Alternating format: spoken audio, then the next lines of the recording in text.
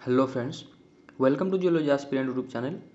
आज हम डिस्कस करेंगे हाइड्रोथर्मल डिपॉजिट के ऊपर। आज का जो हमारा टॉपिक रहेगा hydrothermal deposit.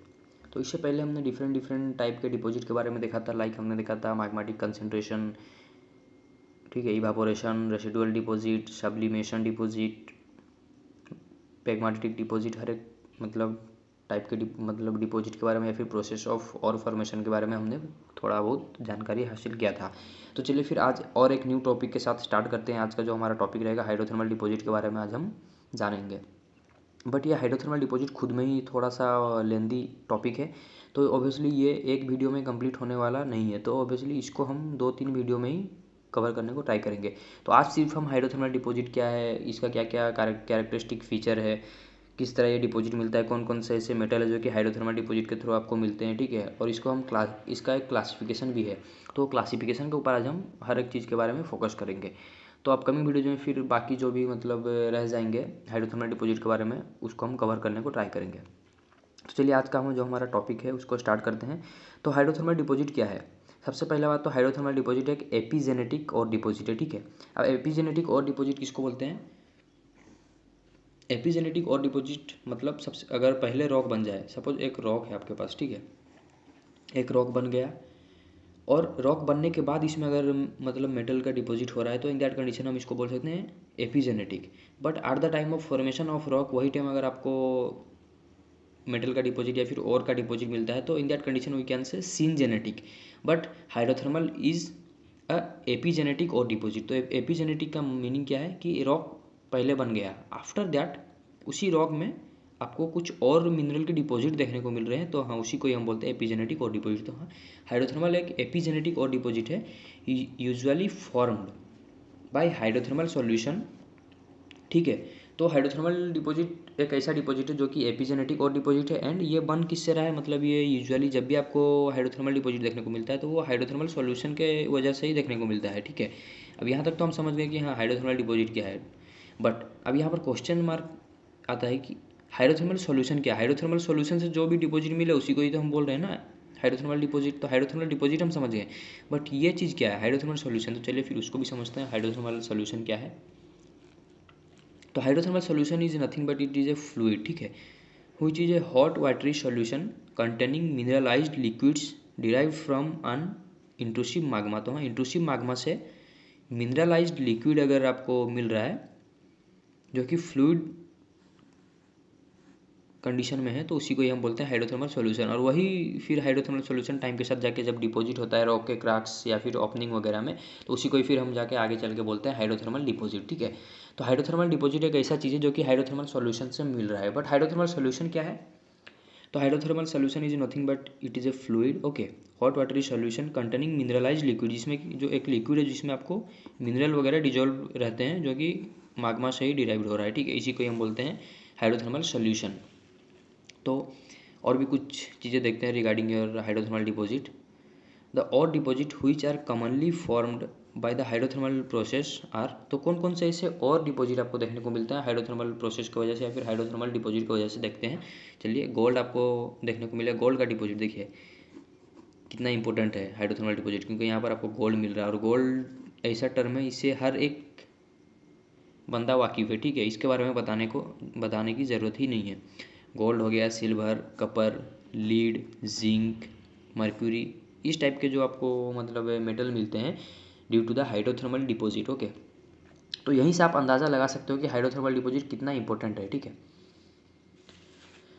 The hydrothermal solution move through crack. तो ऑब्वियसली हाइड्रोथर्मल डिपॉजिट किससे बन रहा है? हाइड्रोथर्मल सॉल्यूशन से बन रहा है। अब हाइड्रोथर्मल सॉल्यूशन क्या है वो भी हमने देखा, मिनरलाइज्ड लिक्विड है जो कि माग्मा से डिराइव हो रहा है और टाइम के साथ वही फिर जाके डिपॉजिट हो रहा है। तो वो किस तरह डिपॉजिट हो रहा है? Hydrothermal solution move through the crack. तो रॉक में ऑब्वियसली क्रैक रहते हैं, ओपनिंग वगैरह रहते हैं, ठीक है, क्योंकि सिर्फ एक चीज़ तो नेचर में नहीं चलता ना। रॉक तो बन गया, आफ्टर दैट वहाँ पर फिर डिफॉर्मेशन होते हैं, different type of tectonic activity होते हैं, वहाँ पर जॉइंट मिलते हैं आपको, फ्रैक्चर मिलते हैं, क्रैक वगैरह मिलते हैं, ठीक है, फॉल्ट होता है, हर एक चीज़ नेचर में ऑपरेट होते ही रहते हैं।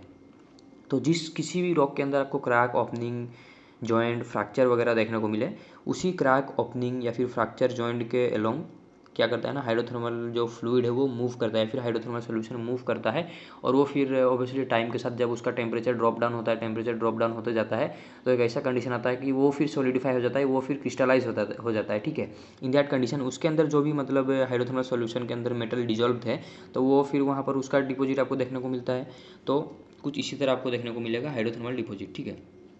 तो रॉक के ओपनिंग वगैरह में आपको देखने को मिलेंगे in the rock deposit they are dissolve mineral, ठीक है। तो द हाइड्रोथर्मल मतलब solution moves through crack and opening in the rocks, ठीक है। रॉक में जो क्रैक ओपनिंग है उसके थ्रू वो मूव करता है एंड डिपॉजिट, और उसके बाद वो डिपॉजिट हो जाता है एट द टेम्परेचर फॉल, ठीक है। दैट डिजॉल्व, और डिपॉजिट होने की वजह से दे आर डिजॉल्व मिनरल, ठीक है। डिपॉजिट करता है, उस जितने भी उसमें डिजॉल्व मिनरल है वहीं पे वो डिपॉजिट कर देता है। तो चलिए फिर और भी कुछ चीज़ें देखते हैं रिगार्डिंग और हाइड्रोथर्मल डिपॉजिट।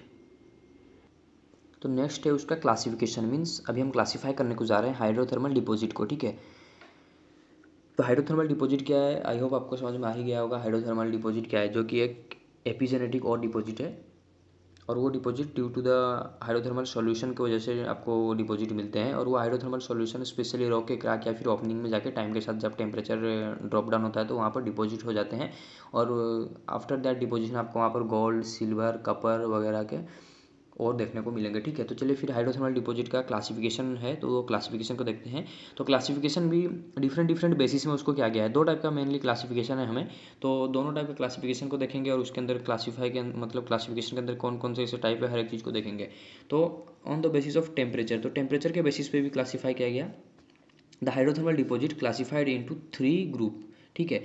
तो on the basis of temperature हमने हाइड्रोथर्मल डिपॉजिट को 3 ग्रुप में क्लासीफाई कर दिया, ठीक है। और ये क्लासिफिकेशन किसके द्वारा दिया गया था, लिंडग्रेन, ठीक है। लिंडग्रेन के द्वारा on the basis of temperature hydrothermal deposit को 3 टाइप में क्लासीफाई कर दिया गया, ठीक है। वो 3 टाइप क्या क्या है, hypothermal deposit, mesothermal deposit and epithermal deposit, okay. तो चलिए फिर वन बाय वन देखते हैं, क्या है हाइपोथर्मल, क्या है मेसोथर्मल, क्या है एपीथर्मल। तो हाइपोथर्मल क्या है उसको सबसे पहले देखते हैं। तो एक चीज़ आपको याद रखना है कि ये जो क्लासिफिकेशन कर रहे हो इसको हम टेम्परेचर के बेसिस पे कर रहे हैं, ठीक है। These are the high temperature deposit, तो ये क्या है, हाई टेम्परेचर के डिपॉजिट है हुईच आर फॉर्म्ड, जो कि बन रहे हैं close to the intrusive body. सबसे पहले बात तो इसको हम क्लासीफाई ही कर रहे हैं टेम्परेचर के बेसिस पे, तो ये एक हाई टेम्परेचर डिपॉजिट है, ठीक है। अब हाई तो हम बोल दिए, लेकिन एक टेम्परेचर तो पर्टिकुलर रहना चाहिए ना, मतलब अब हाई है तो ऐसा नहीं कि हम यहाँ पर कोई अगर अब हाई बोल दिया ना, कोई 2000 डिग्री सेल्सियस भी बोल सकता है, कोई 70-100 डिग्री सेल्सियस भी बोल सकता है। तो यहाँ पर एक रेस्ट्रिक्शन तो हमें लगाना पड़ेगा ना, एक रेंज तो देना पड़ेगा, हाई टेम्परेचर मीन्स कितना है। तो हाँ, ये रहेगा 300 to 500 डिग्री सेल्सियस के अंदर रहेगा। तो इन दैट कंडीशन हम बोल सकते हैं ये आपका मतलब हाई टेम्परेचर डिपॉजिट है,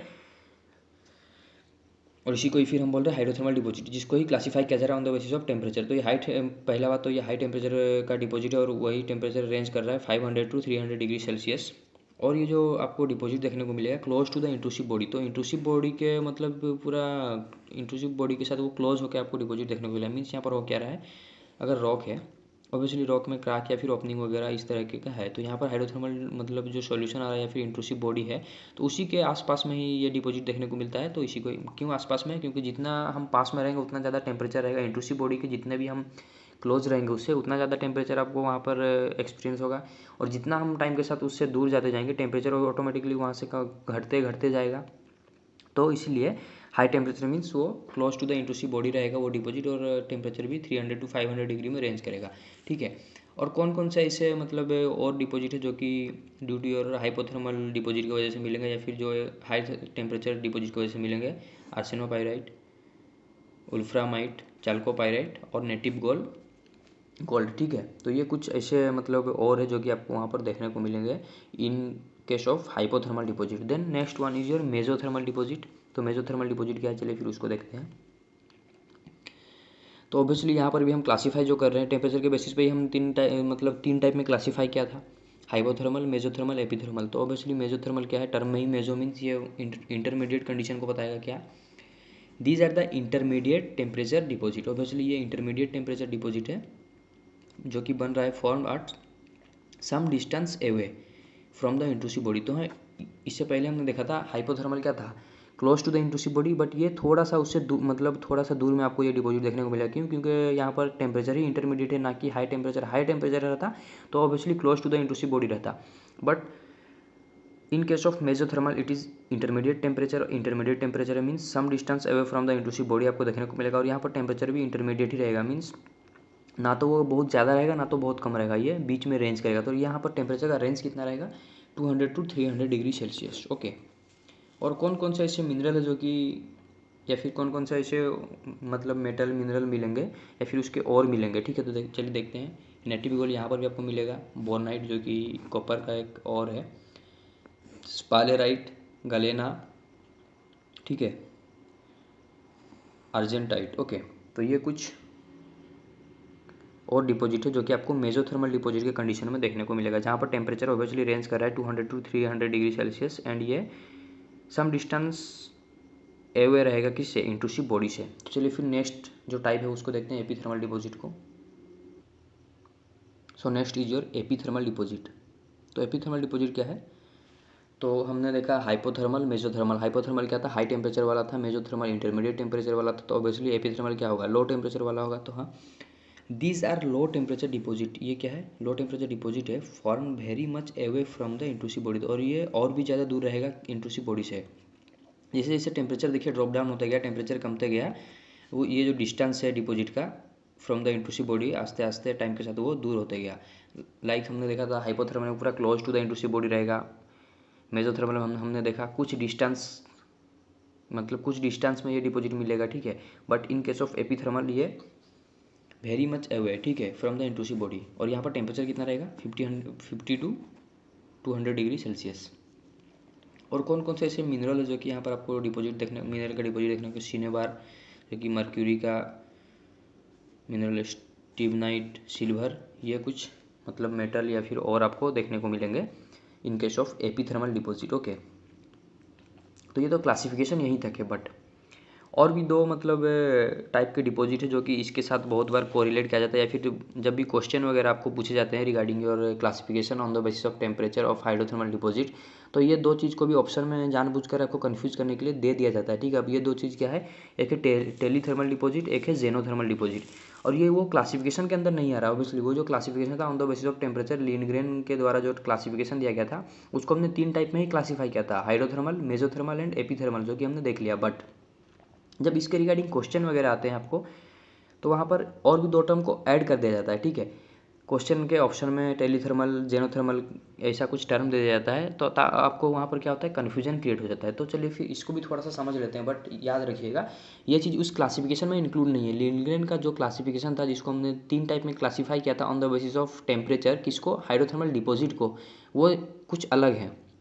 बट ये चीज़ भी उससे कहीं ना कहीं रिलेटेड है, यहाँ पर भी टेम्परेचर के रिलेटेड बताया जा रहा है, तो इसीलिए इसको भी थोड़ा सा समझ लेते हैं। बट फिर से मैं बोल रहा हूँ, माइंड में ये चीज़ आपको रखना है कि हाइड्रोथर्मल डिपॉजिट जो था उसको हमने क्लासीफाई किया था 3 टाइप में। एक को ही हम बोले थे हाइपोथर्मल, एक को हम बोले थे मेसोथर्मल, एक को हम बोले थे एपीथर्मल, ठीक है। बट ये किसके बेसिस पे था? टेम्परेचर के बेसिस पे। बट इसी के तरह ये दो टर्म भी थोड़ा सा कहीं ना कहीं रिलेटेड है, बट ये क्लासिफिकेशन के अंदर नहीं जा रहा है, तो ये दो टर्म को भी चलिए समझ लेते हैं। एक टर्म है टेलीथर्मल डिपॉजिट। अब टेलीथर्मल डिपॉजिट क्या है? These are form under low temperature. ये देखिए यहाँ पर भी बात आ रहा है टेम्परेचर का, इसीलिए ये चीज़ कहीं ना कहीं थोड़ा सा रिलेटेड है, जो कि कन्फ्यूज क्रिएट कर देता है जब आप एग्जाम में इस तरीके का क्वेश्चन को सॉल्व करते हो, ठीक है। तो ये भी लो टेम्परेचर का मतलब लो टेम्परेचर एंड प्रेशर का डिपॉजिट है। तो फिर डिफरेंस क्या है? इसको मतलब सेपरेट बोलने का ज़रूरत ही क्या पड़ा? अगर यही लो टेम्परेचर डिपॉजिट है तो इसको ही तो हम फिर एपीथर्मल भी बोल सकते थे ना, क्योंकि यू हैव एपीथर्मल डिपॉजिट जो कि 50 डिग्री से 200 डिग्री के अंदर रेंज करता है, तो फिर इसको सेपरेट हम क्यों बोले? और ये देखिए फार away from the igneous body, और ये जो डिपॉजिट बन रहा है, पहले बात तो ये लो टेम्परेचर डिपॉजिट है and far away from the igneous body which there, मतलब दूर भी बन रहा है। जैसे हमने मतलब डिस्टेंस के बारे में भी एक आइडिया लिया था कि जितना टेम्परेचर इंक्रीज करेगा उतना इंट्रूसिव बॉडी के मतलब पास में ही आपको डिपॉजिट देखने को मिलेगा, और जैसे जैसे हम इंट्रूसिव बॉडी से दूर जाएंगे टेम्परेचर भी ऑब्वियसली डिक्रीज करेगा। तो लो टेम्परेचर है, लो टेम्परेचर की वजह से ये भी फार अवे, ये मतलब देखिए दीज आर फॉर्म अंदर लो टेम्परेचर, तो लो टेम्परेचर के अंदर बनता है। एंड प्रेशर भी यहाँ पर कम ही रहता है।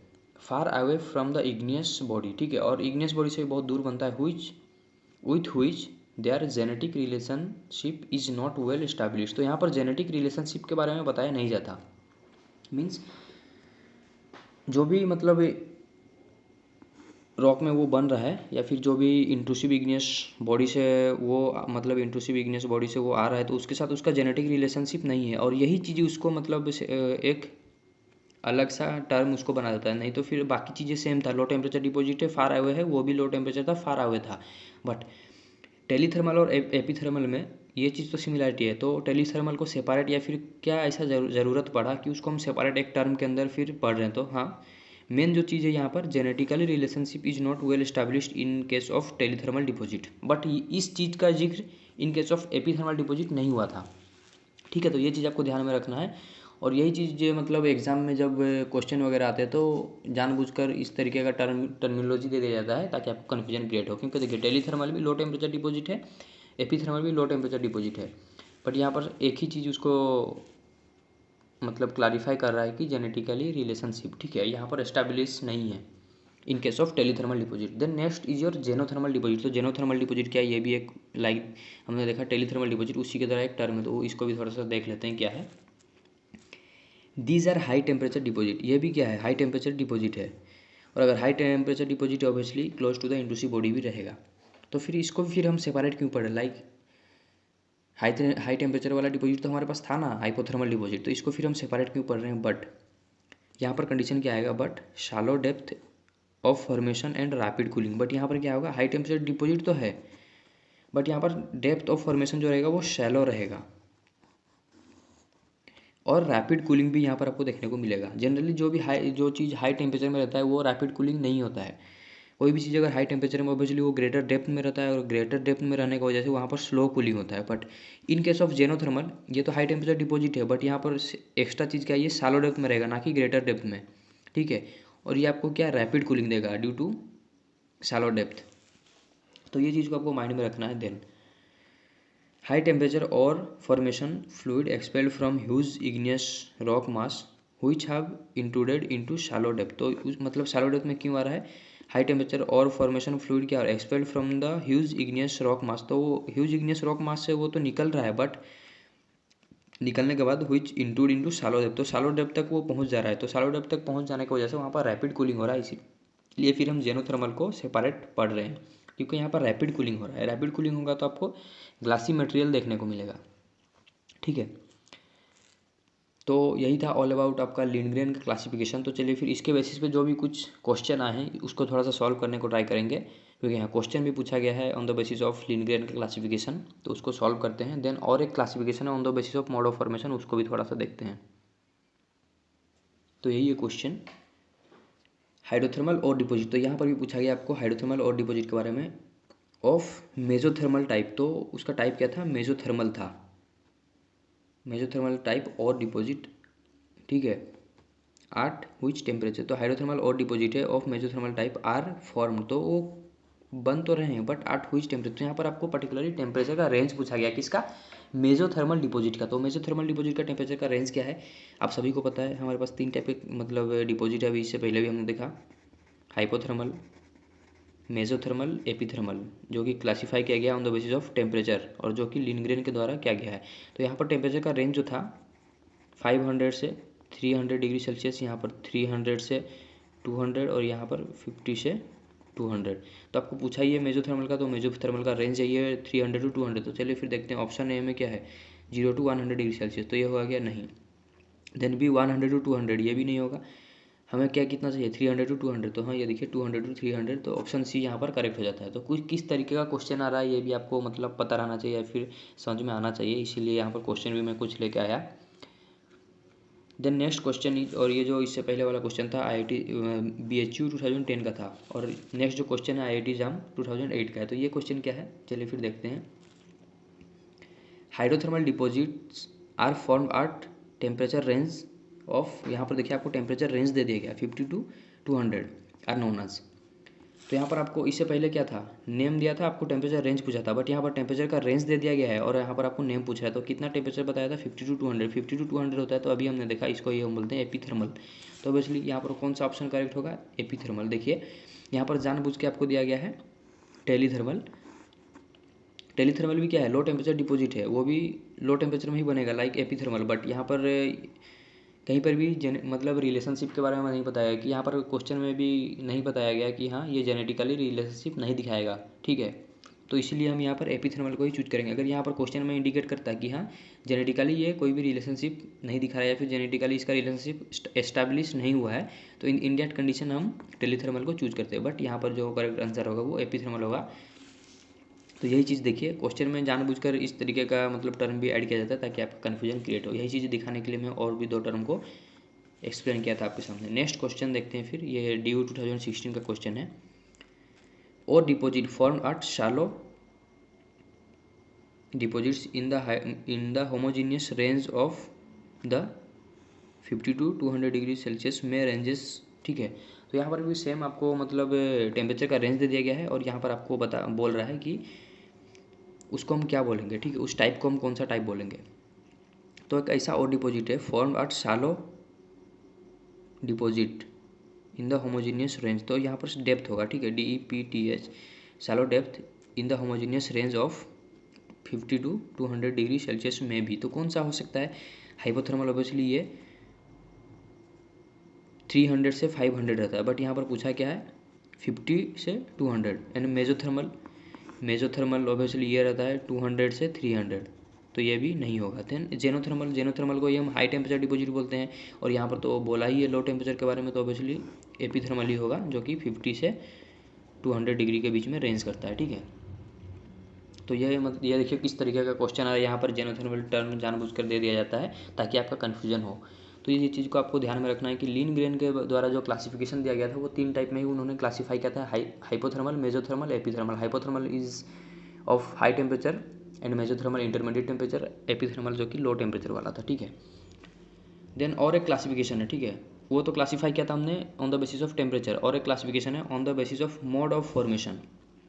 ये भी किसको हम क्लासीफाई कर रहे हैं, हाइड्रोथर्मल डिपॉजिट को। तो हाँ सबसे पहले तो इससे पहले हमने देखा टेम्परेचर के बेसिस पे हमने क्लासीफाई कर लिया हाइड्रोथर्मल डिपॉजिट को। Then now we are going to classify hydrothermal deposit on the basis of mode of formation, ठीक है। तो on the basis of mode of formation we can classify to the hydrothermal deposit into 2 types, cavity filling deposit and replacement deposit. तो ये 2 type में हम इसको classify कर सकते हैं। अब कैविटी फिलिंग डिपॉजिट क्या है, रिप्लेसमेंट डिपॉजिट क्या है, ये चीज़ को हम अपकमिंग वीडियो में देखेंगे, क्योंकि ये जो एक टाइप है ना, ये खुद में एक बहुत बड़ा टॉपिक है और ये आगे चल के बहुत ज़्यादा इंपॉर्टेंट बन जाता है, क्योंकि बहुत ज़्यादा आपको इसके वजह से मिनरल के डिपॉजिट देखने को मिलते हैं। तो हाँ, और जो मतलब कैविटी फिलिंग रिप्लेसमेंट डिपॉजिट रह गए, इसको हम इंडिविजुअल और 2 वीडियो में इसके के लिए एक वीडियो लगेगा और इसके के लिए और एक वीडियो लगेगा। तो अपकमिंग 2 वीडियोज़ में इसको हम कवर करेंगे, कैविटी फिलिंग डिपॉजिट क्या है, रिप्लेसमेंट डिपॉजिट क्या है। बट फिलहाल के लिए आपको इतना कंसिडर करना है या फिर याद रखना है, on the basis of mode of formation we can classify hydrothermal deposit into 2 category, ठीक है। वो क्या क्या है, cavity filling and replacement deposit. आज के लिए सिर्फ इतना ही। कुछ भी डाउट हो रिगार्डिंग दीज टॉपिक्स कमेंट कर दीजिए and thank you for watching.